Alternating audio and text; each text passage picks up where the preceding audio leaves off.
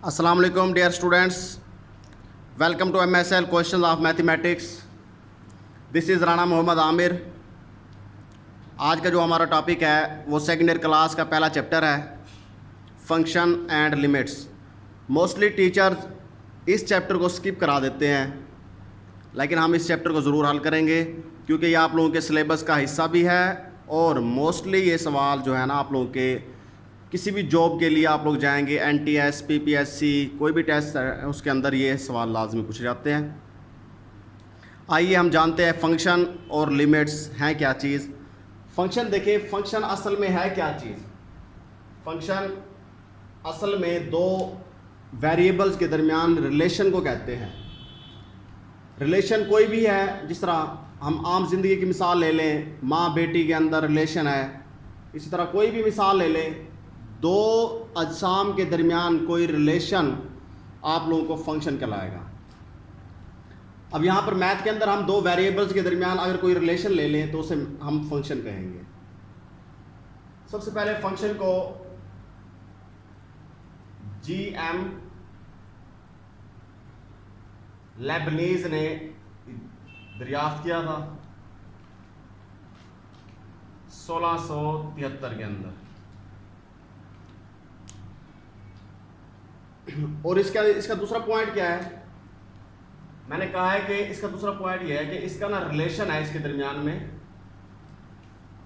एक रिलेशन को कहते हैं बिटवीन टू वेरिएबल्स. कोई भी दो वेरिएबल्स ले लें, उनके दरमियान अगर कोई रिलेशन है तो हम उसे फंक्शन कहेंगे. पहले इसकी डेफिनेशन कर लेते हैं, फिर हम इसकी मिसालें भी देंगे ज़रूर. देखिए, फंक्शन की डेफिनेशन जो है वो ये है, द रिलेशन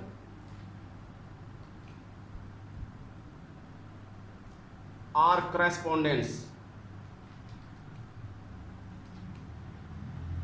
यानी कि कोई भी एक ताल्लुक है इन विच जिसमें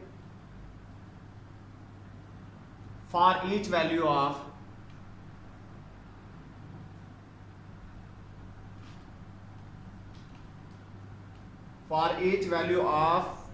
इंडिपेंडेंट वेरिएबल. अब देखिए यहां पर हमारे पास दो, जो मैंने कहा ना वेरिएबल्स लेंगे, वो दो वेरिएबल, एक इंडिपेंडेंट होगा और दूसरा डिपेंडेंट होगा.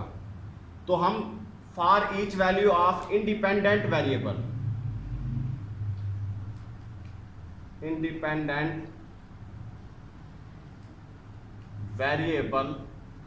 उसको नाम देंगे x का. The relation or correspondence in which for each value of independent variable x then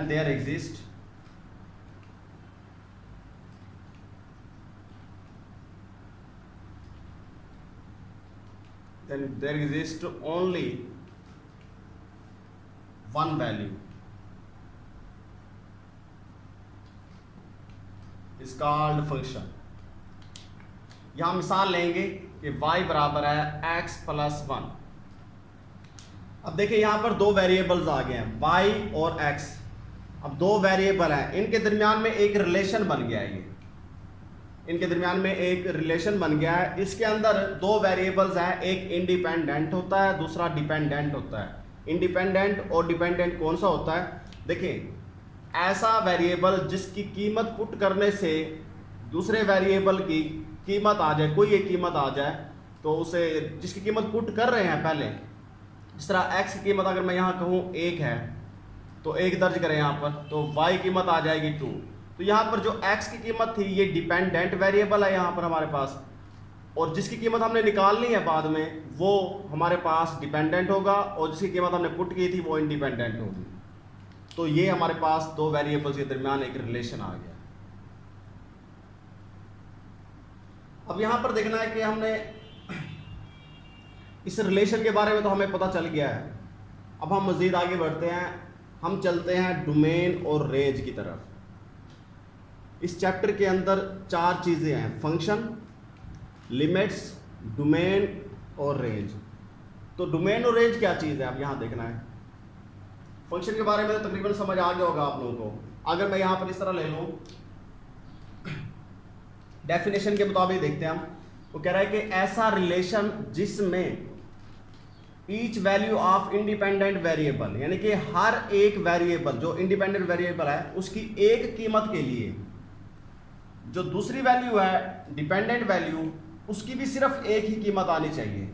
इस तरह मैं अगर ये लूँ ना, y बराबर है x प्लस 1, तो हमारे पास देखिए x की कीमत अगर मैं 1 लूँ, सिर्फ 1 ले लूँ यहाँ पर, तो y की कीमत भी कोई सी एक आएगी, 1 जमा 1 2, 2 कीमत आ गई, यानी कि एक कीमत आ गई, तो हम कहते हैं ये फंक्शन है। तो कौन सा फंक्शन नहीं होगा? अगर मैं एक और मिसाल ले लूँ, y बराबर y स्क्वायर बराबर है 8x, मैं एक मिसाल लेता हूँ यहाँ पर, तो y की 2 बराबर है 8। अब यहाँ पर इंडिपेंडेंट वैल्यू की वैल्यू में अगर यहाँ पर 2 ले लूँ, x बराबर है 2, तो 8 को 2 से ज़रब दे दें तो ये जवाब आ जाएगा 16। y की 2 बराबर है 16, तो y की कीमत निकालें, y बराबर आ जाएगा जमा नफ़ी का 4, क्योंकि जब हम दोनों तरफ स्क्वायर रूट लेंगे तो प्लस माइनस 4 आ जाएगा। अब यहाँ देखना है, देखें हमने x की एक कीमत पुट की थी, लेकिन यहाँ पर दो कीमतें डिपेंडेंट वेरिएबल की आ रही हैं। इंडिपेंडेंट वेरिएबल की हमने एक कीमत पुट की थी, दो कीमतें आ रही हैं, तो हम ऐसी कोई रिलेशन को हम फंक्शन नहीं कहेंगे। फंक्शन उसे ही कहेंगे जिसमें इंडिपेंडेंट वेरिएबल की एक कीमत के लिए डिपेंडेंट वेरिएबल की कीमत भी एक ही आए, उसे हम फंक्शन कहते हैं। असल में ये है फंक्शन। अब हम फंक्शन की डोमेन और रेंज को डिस्कस करेंगे। देखिए डोमेन क्या चीज़ होती है? डोमेन होती है हमारे पास वैल्यूज़ ऑफ इंडिपेंडेंट वेरिएबल। जो इंडिपेंडेंट वेरिएबल की वैल्यूज़ हैं हम उसे डोमेन कहेंगे। मतलब जो चीज़ हम पुट कर रहे हैं, यानी कि इनपुट है हमारे पास, जो चीज़ हम दे रहे हैं फंक्शन को, वो हमारे पास डोमेन होगी। और उससे जो चीज़ हासिल हो रही है वैल्यूज़ ऑफ डिपेंडेंट, यानी कि जो हासिल हुई थी आखिर में, तो उसे हम कहेंगे रेंज। अब हम डोमेन के बारे में डिस्कस कर लेते हैं, फिर रेंज के बारे में डिस्कस करेंगे। अब देखिए यहाँ पर एक मिसाल अगर मैं लूँ इस तरह, इसी की मिसाल दूँ कि हमारे पास एक फंक्शन है, कोई एक फंक्शन है हमारे पास। फंक्शन मैं ले लेता हूँ f ऑफ x है। अब यहाँ से मैं इसको इनपुट दे रहा हूँ, एक फंक्शन को इनपुट दे रहा हूँ, इनपुट एक फंक्शन को इनपुट दे रहा हूं, तो इससे जो आउटपुट हासिल होता है, आउटपुट जो हासिल होगा वो हमारे पास, देखिए इनपुट जो होगा वो हमारे पास इंडिपेंडेंट वेरिएबल है, और इंडिपेंडेंट वेरिएबल जो है वो डोमेन होती है, और यहाँ पर आउटपुट जो है वो डिपेंडेंट वेरिएबल्स की कीमतें होती हैं, वो आउटपुट कहलाएंगी। फंक्शन वो होता है जिसके अंदर हमने कीमतें पुट करनी होती है। जिस तरह मैंने एक मिसाल ली थी, y बराबर है x जमा 1, ये हमारे पास फंक्शन है। इसके अंदर x जो है वो इनपुट है, यानी कि इसकी कीमतें जो पुट करेंगे हम डोमेन होगी, और आउटपुट यानी कि जो चीज़ हासिल होगी, y की कीमत जो आखिर में हासिल हुई थी, वो हमारे पास आउटपुट होगी, यानी कि रेंज होगी। तो ये डोमेन और रेंज का थोड़ा सा आपस में ताल्लुक था। तो अब हम डोमेन के बारे में डिस्कस करते हैं कि डोमेन है क्या चीज़। पहले इसकी डेफिनेशन कर लेते हैं हम।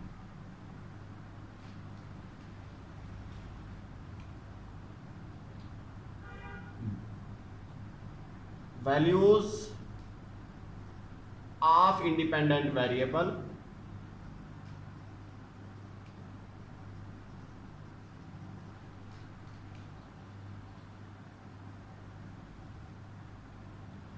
इन विच,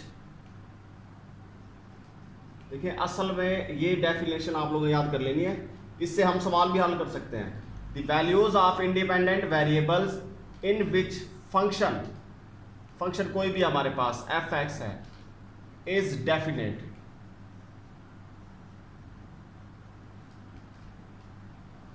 फंक्शन इज डेफिनेट, यानी कि फंक्शन जो है ना वो डिफाइन हो, उसकी कोई ना कोई कीमत आए, ये ना हो कि अनडिफाइंड हो जाए। जिस तरह इसके अब मिसालें लेते हैं हम। मैं एक फंक्शन ले रहा हूँ, मैं कह रहा हूँ मेरे पास एक फंक्शन दिया गया है 1/x। तो अगर मैं यहाँ से x की कोई कीमत ले लूँ, 1 ले लूँ, ठीक है, तो जवाब आ जाएगा इसका 1/1, जवाब आ गया 1। तो इससे तो हम कहेंगे ये डोमेन है यहाँ पर, क्योंकि एक कीमत पुट की तो जवाब आया, कोई ना कोई जवाब आया, डेफिनेट है, मतलब कि इसको डिफाइन कर दिया इसने।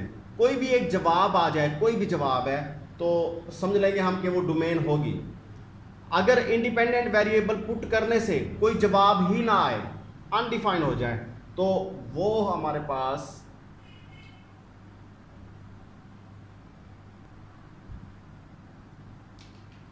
देखिए, अब कोई और कीमत लेता हूं मैं यहां पर। देखिए डोमेन के लिए हम क्या करते हैं, अगर हमारे पास इस तरह का कोई फंक्शन दिया गया हो कि वेरिएबल जो है वो बटे के अंदर हो, तो हमने असल में क्या करना है, तो बटे में ना जीरो नहीं आना चाहिए। बटे यानी नीचे वाली जो कीमत है हमारे पास, डिनोमिनेटर के अंदर हम जीरो नहीं बनाएंगे। अगर यहाँ नीचे जीरो बन गया तो हम लिखेंगे कि हमारे पास जो डोमेन है वो जिस फंक्शन को, जिस कीमत को भी यहाँ पुट करने से जीरो बनी थी, उसके अलावा ऑल रियल नंबर जो है ना उसकी डोमेन होगी। आइए मिसाल लेता हूँ, x बराबर है 0, तो यहाँ देखें 1/0 क्या जवाब आ जाएगा, अनडिफाइन हो गया। इन्फिनिटी आ गया मतलब अनडिफाइन हो गया। तो ये जो हमारे पास जीरो, x को हमने जीरो पुट किया था तब जाके अनडिफाइन हो गया था। तो हम क्या कहेंगे, हम डोमेन इसकी क्या बनाएंगे, हम कहेंगे इसकी डोमेन जो बन गई, डोमेन ऑल रियल नंबर्स होंगे एक्सेप्ट, यानी कि इसके अलावा जीरो। देखिए ये जीरो जो है ना हमने एक सेट के अंदर लिखना है, क्योंकि रियल नंबर ये भी एक सेट है और यहाँ पर जीरो जो है ना इसको सेट के अंदर लिखेंगे। अगर आप लोगों ने इस तरह लिख दिया तो ये गलत हो जाएगा, क्योंकि सेट में से सेट को ही नफी कर सकते हैं हम, कोई और नफी नहीं होगा इसमें। तो ये रियल नंबर में से अगर हम जीरो को, यानी कि जीरो को दर्ज करने से, रियल नंबर में से अगर जीरो को निकाल दें तो वो हमारे पास डोमेन हासिल हो जाएगी, क्योंकि जीरो जो है ना इसने इसको अनडिफाइंड कर दिया है, तो ये हमारे पास डोमेन होगी। इस तरह हम दूसरी मिसाल लेते हैं। देखिए यहाँ हम दो मिसालें और लेंगे इसकी। F of X equal to 1/x + 5 बताना है कि इसकी डोमेन क्या है, हमने डोमेन बतानी है इसकी। तो मैंने अभी आप लोगों को बताया कि बटे के अंदर यानी डिनोमिनेटर के अंदर हमारे पास जीरो नहीं बनना चाहिए। तो ऐसी कौन सी वैल्यू है जो इसको जीरो बना देगी, तो हमारे पास देखें ये जमा का 5 है, अगर मैं यहाँ x की जगह नफ़ी का 5 लगा दूँ, नफ़ी का 5, तो ये हमारे पास जीरो बना देगी इसको। अच्छा देखिए, हमें अगर फर्ज करो पता ना चल रहा हो कि कौन सी कीमत दर्ज करने से ये जीरो बना देगी, आप लोग जो डिनोमिनेटर के अंदर है ना, मैंने क्या कहा है, मैंने कहा बटे वाले को जीरो नहीं बनाना। तो मैं यहाँ पर इसको पुट कर लेता हूँ, मैं कहता हूँ कि x जमा 5 जीरो नहीं होना चाहिए, यानी बटे वाली कीमत जो है वो जीरो नहीं होनी चाहिए। तो यहाँ से इसकी कीमत निकाल लें, x बराबर नहीं होना चाहिए, जमा 5 उधर जाके नफ़ी का 5 हो गया, यानी कि नफ़ी 5 दर्ज करने से ये जीरो बन जाता है। तो नफ़ी 5 के अलावा ऑल रियल नंबर्स जो है वो इसकी डोमेन होंगे। जैसे इसकी मिसाल दूँ मैं, अब डोमेन कौन से होंगे यहाँ पर, domain of F of x, यानी कि फंक्शन की डोमेन जो है वो ऑल रियल नंबर्स होंगे एक्सेप्ट -5, यानी कि इस -5 के अलावा कोई और कीमत जो भी दर्ज कर लें तो जीरो नहीं बनती, लिहाजा ये हमारे पास डोमेन हो जाएगी। इसी तरह दूसरी मिसाल लेते हैं। नीचे वाला फंक्शन हमने जीरो, नीचे वाली कीमत जो है ना डिनोमिनेटर वो जीरो नहीं बनानी, लिहाजा पुट कर लेंगे 2x + 5 does not equal to zero, ये जीरो नहीं होनी चाहिए। तो 2x does not equal to -5, x does not equal to -5/2। देखिए हमारे पास जो वैल्यू है x की वो -5/2 नहीं होनी चाहिए। अगर -5/2 यहाँ दर्ज कर दो तो ये जीरो बना देगी, 2 से 2 कैंसिल, -5 जमा 5 वो जीरो बन जाएगा। लिहाजा हमारे पास जो इसकी डोमेन होगी वो कौन सी होगी, domain of F of X equal to all real numbers except -5/2। तो दो मिसालें ये हो गई इसकी। देखिए इससे पहले जो हम मिसालें लेके आए हैं डोमेन वाली, उसके अंदर हमारे पास बटे में जो डिनोमिनेटर के अंदर जो वैल्यूज़ थी वो लीनियर थी, यानी कि x + 5 2x + 5 मतलब लीनियर थी, x की पावर 1 थी वहाँ पर। अब अगर बटे के अंदर डिनोमिनेटर के अंदर अगर x की पावर ज़्यादा आ जाए तो फिर किस तरह उसकी डोमेन निकालेंगे, उसको समझने से पहले हम उसके कुछ इंटरवल्स जान लेते हैं। इंटरवल्स क्या होते हैं, इंटरवल्स 3 किस्म के होते हैं, क्लोज इंटरवल होता है, ओपन इंटरवल होता है, semi close interval. Semi close interval को क्लोपन भी कहते हैं हम, दूसरा नाम क्लोपन भी है इसका। देखिए क्लोज इंटरवल कौन सा होगा, यहां पर एक मिसाल लेता हूं मैं, यहां पर -3 वो 3, ये जो ब्रैकेट है यहाँ पर स्क्वायर ब्रैकेट यानी बड़ी ब्रैकेट जो है, इसका मतलब समझ ले, यहाँ पर इसका मतलब है ये क्लोज इंटरवल है ये हमारे पास। इसका मतलब ये है कि नफी 3 और 3 के दरमियान में तमाम कीमतें भी मौजूद हैं और -3 और 3 ये खुद भी शामिल है, ये खुद उसके अंदर शामिल होगा, इसे कहते हैं क्लोज इंटरवल। इसका मतलब है, इसको अगर मैं इस तरह लिखूं, नफी 3 less than or equal to x less than or equal to 3, इसका मतलब है कि नफी 3 भी इसी के अंदर शामिल होना चाहिए, x की वैल्यू होनी चाहिए ये भी, और ये जो 3 है ये भी इसकी वैल्यू होनी चाहिए, इसे कहते हैं क्लोज इंटरवल। अब ओपन इंटरवल क्या होता है, ओपन इंटरवल में नफी 3 वो 3, ये छोटी ब्रैकेट अगर मैं लगा दूं, इसका मतलब है कि नफी 3 और 3 के दरमियान में all real numbers, real number, अब आप लोग कहते हो ना कि 1 और 2 के दरमियान कोई हिस्सा नहीं है, आप लोग गलत कहते हैं। 1 और 2 के दरमियान इनफिनाइट नंबर्स हैं, जैसे आप लोग, चलो मैं एक चंद मिसाल देता हूँ जो आप लोगों ने कभी की भी हो। 1 और 2 के दरमियान में 1.1, 1.2, 1.3, 1.4 इस तरह भी है, फिर 1.12, फिर 1.3, फिर 1.4, 1.14, 1.15, फिर 1.123, 1.123, 4, इस तरह मिसालें काफ़ी सारी हैं। मतलब इनफिनाइट होते हैं, लामहदूद इनके दरमियान में रियल नंबर्स होते हैं। अब देखिए ओपन इंटरवल के अंदर नफी 3 और 3 जो है, ये ब्रैकेट जो शो कर रही है कि नफी 3 और 3 शामिल नहीं है, इनके दरमियान वाले तमाम रियल नंबर्स हैं। इसमें नफी 3 और 3 शामिल हैं और इनके दरमियान वाले नंबर्स भी शामिल हैं। इसको जब लिखेंगे तो -3 less then x less then 3, मतलब ये शामिल नहीं है, ये इसका मतलब है कि ये शामिल है।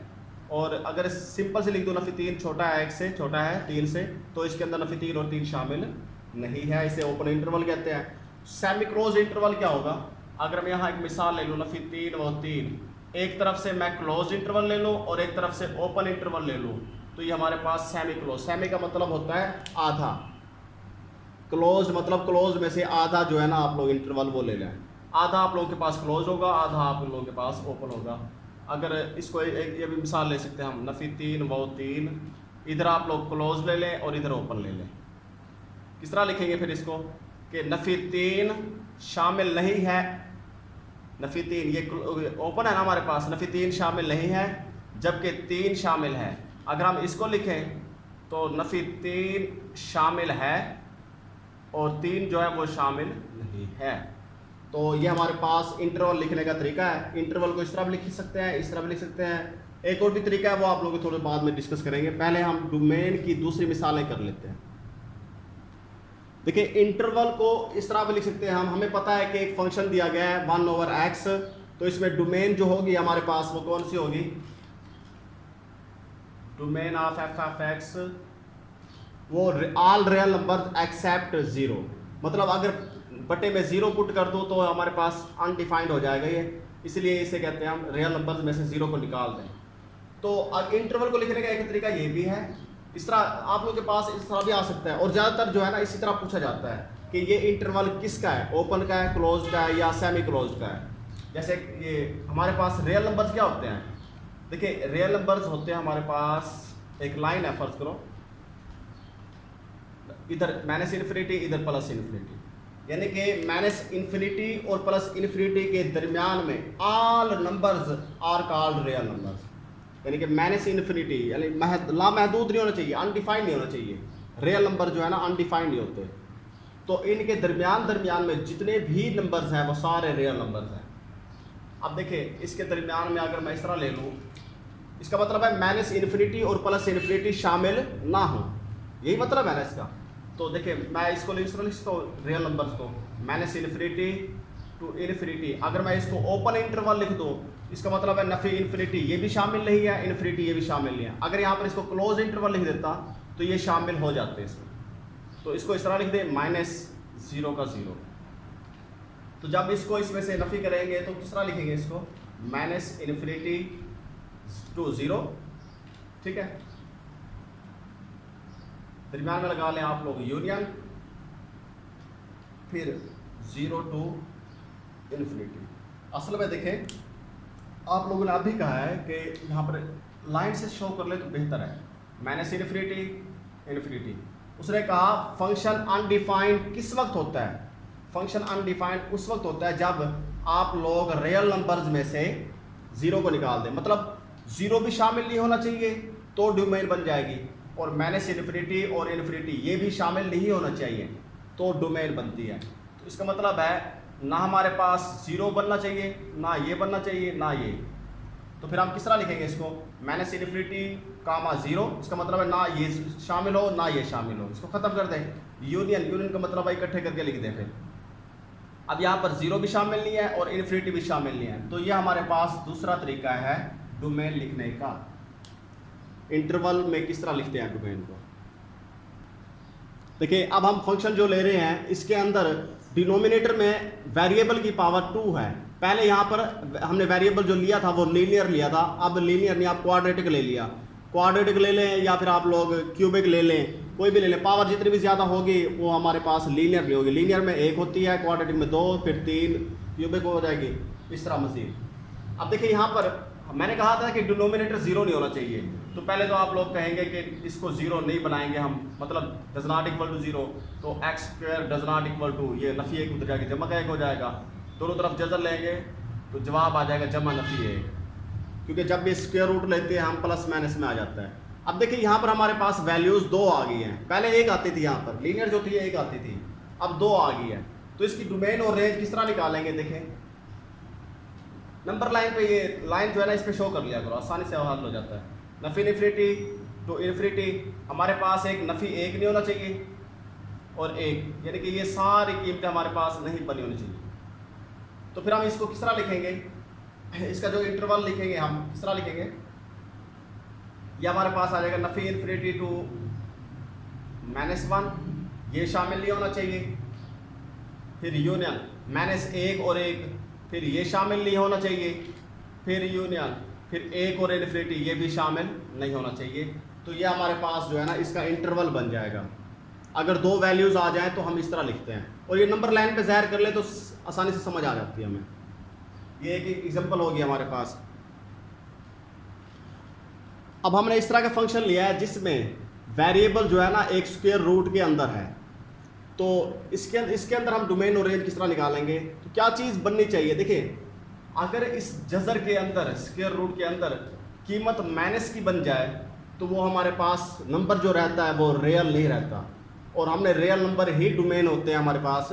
तो अगर यहाँ पर माइनस का बन जाए, -1 की जज़र है, जिस तरह हमें पता है कि आयोटा बराबर होता है -1 की जज़र, आयोटा फॉर इमेजिनरी, मतलब हमारे पास वो कम्प्लेक्स नंबर बन जाएंगे, रियल नंबर नहीं रहेंगे।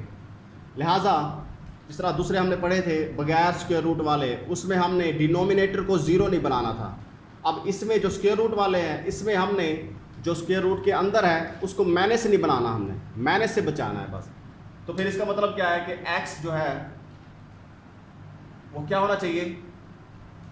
मैंने कहा सिर्फ नफ़ी 1 नहीं होना चाहिए, नफ़ी का नहीं होना चाहिए, बस नफ़ी का, कोई भी नफ़ी का है। ये नंबर लाइन है ना हमारे पास, यहाँ 0 होती है, इस तरफ जमा के होते हैं, पॉजिटिव होते हैं, इस तरफ नफ़ी के होते हैं, -1 -2 -3, मतलब ये वाला हिस्सा जो है ना हमारे पास नहीं होना चाहिए। इसमें स्क्वायर रूट वाले में ये वाला हिस्सा नहीं होना चाहिए, 0 होना चाहिए। 0 भी हो सकता है बेशक, और 0 से बड़ा भी बना सकते हैं आप लोग, 0 से बड़ा हो या 0 हो सकता है। तो देखें, x greater or equal to 0, greater यानी कि 0 से बड़ा भी हो सकता है, 0 के बराबर भी हो सकता है। तो अगर ये फंक्शन इस तरह का आ जाए, कोई f(x) इक्वल टू x + 5 या x आ जाए, चलो सिंपल सी मिसाल लेते हैं, x आ जाए। अब देखिए यहाँ पर डिनोमिनेटर के अंदर x जो है वो स्क्वायर रूट के अंदर आ गया, तो यहाँ पर जो शर्त होगी वो हमारे पास x जो है वो 0 से ग्रेटर देन होना चाहिए।